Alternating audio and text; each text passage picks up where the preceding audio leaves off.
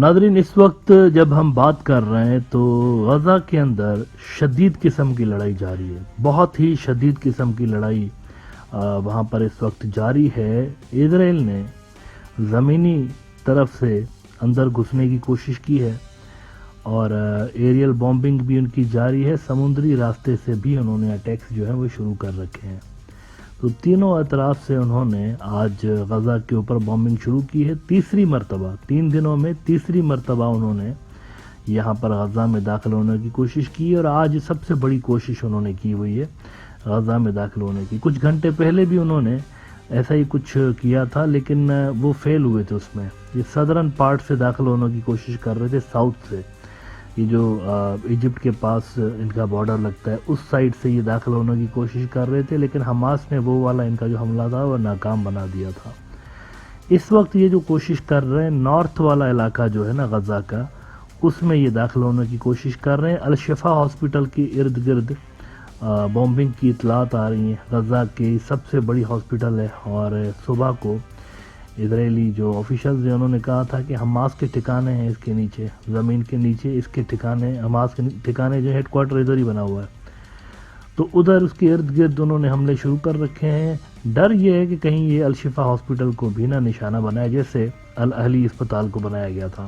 اچھا، ابھی تک ان کو شدید مزاحمت کا سامنا کرنا پڑ رہا ہے، حماس والوں کی جانب سے ان کو سخت ریزسٹنس کا سامنا کرنا پڑ رہا ہے، لیکن یہ جو واقعہ ہوا ہے آج، تو اس کے جواب میں آدھی رات ہو چکی ہے اس وقت، تو اس کے جواب میں یہ ہوا ہے کہ جو ویسٹ بینک کے علاقے ہیں، جو فلسطینی اتھارٹی کے انڈر کنٹرول علاقے آتے ہیں، وہاں پر بھی فلسطینی بہت بڑی تعداد میں سڑکوں پہ نکل آئے ہیں، اور وہاں پر بھی حالات خراب ہونے کا خدشہ ہے کہ اسرائیلی ان کے اوپر بھی کریک ڈاؤن کریں۔ یروشلم کے اندر نکل آئے ہیں بہت بڑی تعداد میں، اور رام اللہ کی تصویریں ملی ہیں، رام اللہ میں بھی وہ بہت بڑی تعداد میں نکل کے آئے ہیں باہر، اور نابلس کے اندر بھی نکل کے آئے ہیں۔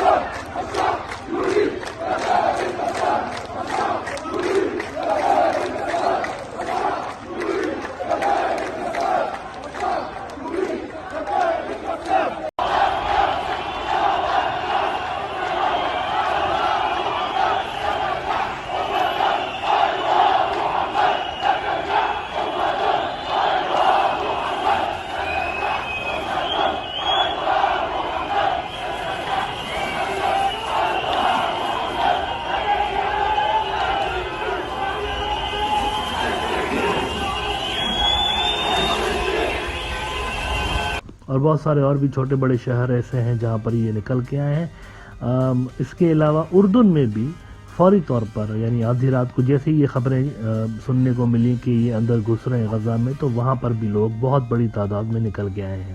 آج ایک اور بہت بڑا واقعہ یہ ہوا دن بھر میں کہ امریکنز نے، آپ کو یاد ہوگا کہ ان کے اوپر 13 مرتبہ حملے ہو چکے تھے عراق اور سیریا میں، تو انہوں نے کچھ بیسز کو نشانہ بنایا، ملٹری سائٹس کو نشانہ بنایا عراق میں، اور امریکنز نے کلیم کیا کہ ہم نے جن ملٹری سائٹس کو نشانہ بنایا ہے، یہ military sites Islamic revolutionary guards جو کہ ایران کی سپریم لیڈر کے انڈر میں آتی ہے، تو انہوں نے کہا یہ ان کے زیر استعمال یہ ساری فیسلٹیز تھی، تو اسی لیے ہم نے ان کو نشانہ بنایا ہے۔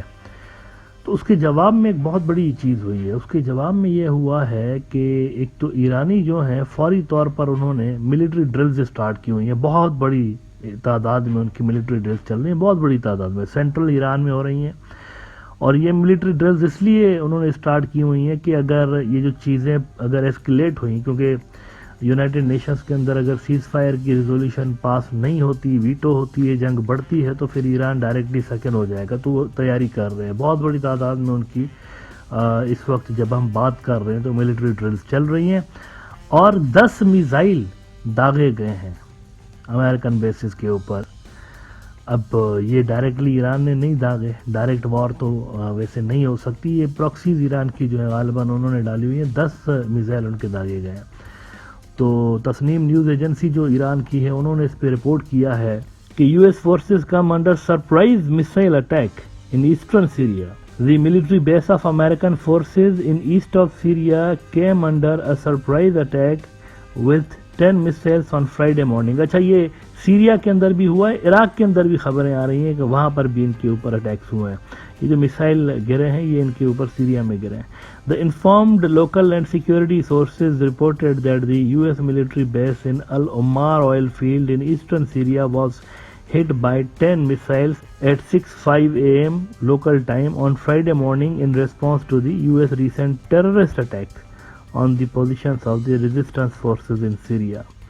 10 میزائل حملے, یعنی امریکہ اس میں وہ چاہیں نہ چاہیں لیکن سکن ہو رہے ہیں. لیکن ان کو دیکھیں امریکن پالیسی میکرز کو سوچنا چاہیے یہ ان کی جنگ نہیں ہے, فل اسٹاپ, یہ ان کی جنگ نہیں ہے.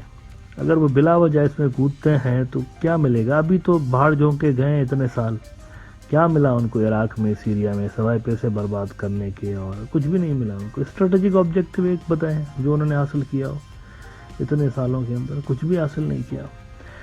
تو یہاں پر وہ سکن ہو رہے ہیں اس جنگ کے نتیجے میں. اب دیکھتے ہیں کہ وہ کیا اس پہ آگے لاہ عمل اختیار کرتے ہیں. لیکن آج کے روز تک جو سچویشن ہے جنگ کی وہ یہی ہے کہ یہ پھیل رہی ہے اور مختلف ملک اس کے اندر خود بخود سکن ہو رہے ہیں. اور ایگزیکٹلی یہی بات پیوٹن نے کہی کل. پیوٹن نے کہا کہ کچھ نادیدہ قوتیں ایسی ہیں جو کہ نظر نہیں آتی, غیر مرئی قوتیں جو کہ چھپ چھپا کے خاموشی کے ساتھ اپنا کام کر رہی ہوتی ہیں. وہ چاہتے ہیں کہ زیادہ سے زیادہ ملک اس جنگ کے اندر انوالو ہوں. یہ پیوٹن نے ایک بہت بڑی اسٹیٹمنٹ اور بڑی میننگ فل اسٹیٹمنٹ دی ہے. میں ان کا ذرا ایگزیکٹ آپ کو جملہ دکھاتا ہوں, الجزیرہ سے دکھاتا ہوں آپ کو. الجزیرہ رپورٹ کر رہا ہے کہ Israel's war in Gaza could spread beyond Middle East. Middle East سے باہر نکل سکتی ہے. Russia's leader says unnamed forces, گمنام قوتیں, are seeking to provoke an escalation, drawing as many other countries as possible. تو یہ جنگ پھیل رہی ہے اور دوسرے ملک بھی اس کے لپیٹ میں آ رہے ہیں. کل کا دن جیسا کہ میں نے کہا ہوا ہے کہ بہت امپورٹنٹ ہے اس جنگ کے فیوچر کے حوالے سے. دیکھتے ہیں کہ کل UN سے کیا خبریں آتی ہیں, یونائٹڈ نیشنز سے, اور گراؤنڈ سے دیکھتے ہیں کہ کل کیا خبریں آتی ہیں.